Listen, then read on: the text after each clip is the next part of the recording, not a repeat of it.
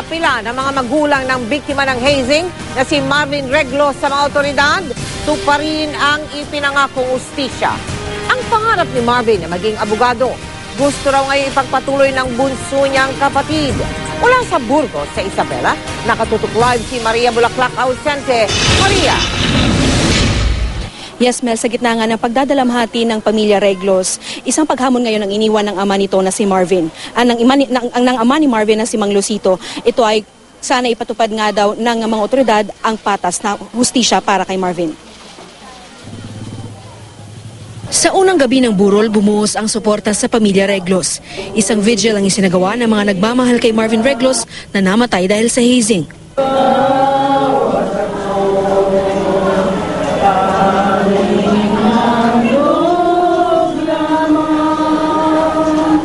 Hindi matanggap ng mga kapatid ni Marvin ang sinapit ng kanilang kuya.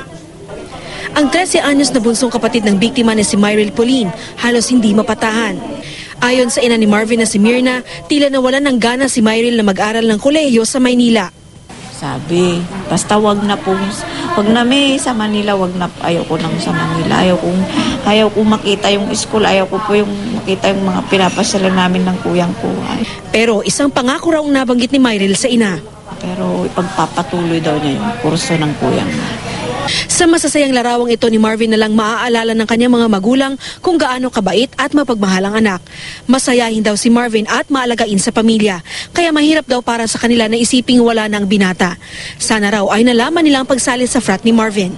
For sure, kaming mga magulang niya talagang ayaw naming sasapi. Kasi nung unang papasok siya ng kolehiyo sa UST, sinabihan ko na ang aking anak na kung ano man anak ng mga frat na ganyan sa inyong school, huwag kang sasapi.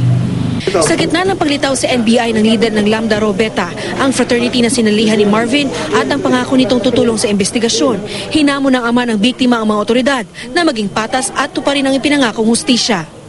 Tulungan niyo kami na maging patas po. Sana pantay ang pagtingin ng hustisya para sa atin.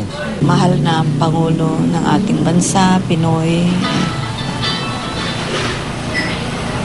Sana po bigyan po ninyo ng pansin ang kalagayan ng aking anak. Alam niyo po, masakit po bilang magulang ang nangyari sa isang anak na namatayan. Samantala, Mel, sa loob ng 2 linggo ay hinihintay na lamang ng pamilya Reglos itong resulta ng ikalawang autopsy nga sa bangkay ni Marvin. At sa March 3 naman nakatakda itong libing ni Marvin. Mel? Maraming salamat sa iyo, Maria Bulaklak Ausente.